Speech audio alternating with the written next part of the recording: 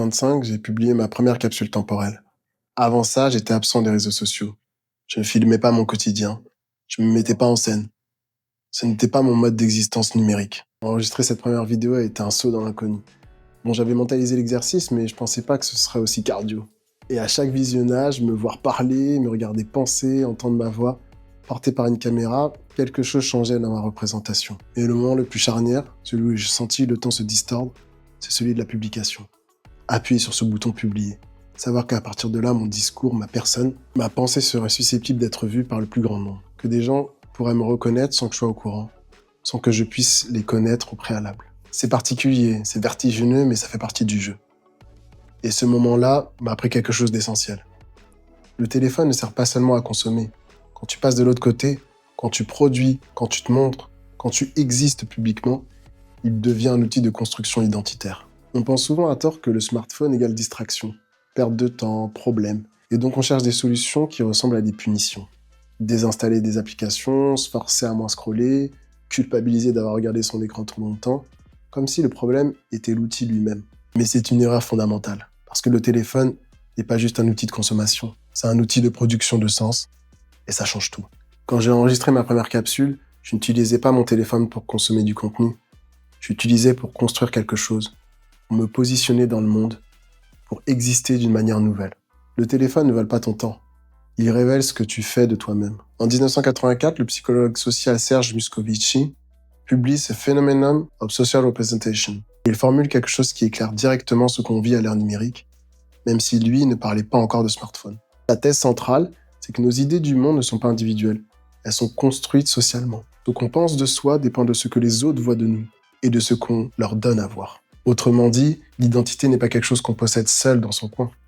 C'est quelque chose qui se négocie en permanence entre ce qu'on projette et ce que les autres reçoivent. Or, quand tu publies une vidéo, tu ne te contentes pas de diffuser un contenu, tu modifies les représentations que les autres ont de toi, et par ricochet, tu modifies les représentations que tu as de toi-même. Parce que se voir exister dans les regards des autres, c'est se voir autrement. C'est exactement cette bascule que j'ai sentie le 25 novembre 2025. Ce n'était plus juste moi qui regardais dans un miroir, c'était moi qui décidais de l'image que le monde allait voir de Mourad Chekdarwesh, sociologue, créateur de contenu. Moscovici a appelé ça une prise de position dans l'espace social. Moi, je l'appelle juste appuyer sur le bouton. J'ai fait 10 prises avant d'être satisfait de ma première capsule. Et oui, 10 prises. Ce n'est pas juste du travail technique, c'est une confrontation à sa propre image, à sa propre voix, à sa propre manière d'occuper l'espace. Une forme de miroir que peu de gens s'accordent. Et ce que j'ai compris dans cet exercice, et ce que le psychologue Serge Tisseron avait déjà observé dans ses travaux sur les images, on comprend vraiment quelque chose quand on le crée. Pas quand on le consomme, quand on le fabrique. Choisir mes rushs, décider ce qui reste et ce qui disparaît, couper une prise parce qu'elle me dit pas ce que je veux dire, c'est déjà se définir. C'est déjà construire une représentation de soi qu'on choisit de montrer au monde. Ces 10 prises m'ont appris plus sur moi que 10 ans de consommation passive. Donc concrètement, comment tu fais ce basculement ? Première chose, filme ton réel, même imparfait.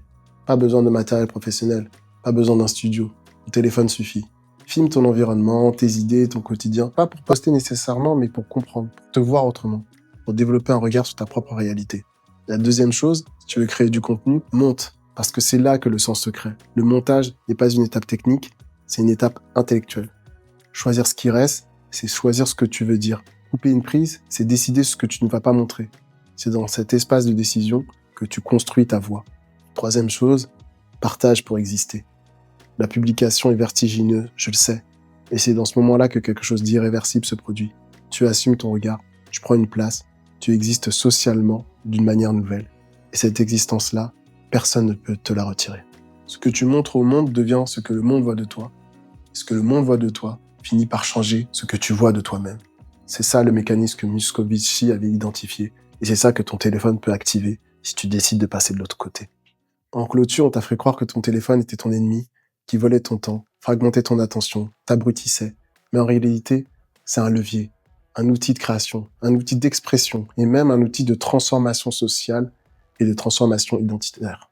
La vraie question n'est pas combien de temps tu passes dessus, c'est ce que tu construis avec. Quand j'ai appuyé sur ce bouton la première fois, quelque chose s'est distordu dans mon rapport au temps, parce que j'avais franchi un seuil irréversible. Je n'étais plus seulement un sociologue qui réfléchissait au temps, j'étais quelqu'un qui existait publiquement dans le temps des autres. Et c'est ça le pouvoir du téléphone bien utilisé. Pas de la distraction, de la construction. Et ton rapport à ton smartphone, comme ton rapport au temps, se structure à partir de ce que tu décides d'en faire. Consommer, créer, subir, construire, disparaître dans le flux ou y laisser une trace. Dans la prochaine capsule 24, on s'attardera à voir pourquoi la confiance est toujours fragile lorsqu'on travaille en mode projet. Ici, on ne subit pas son temps, on le comprend et on le transforme. C'était Mourad. Allez, je te laisse. Peace. Ciao.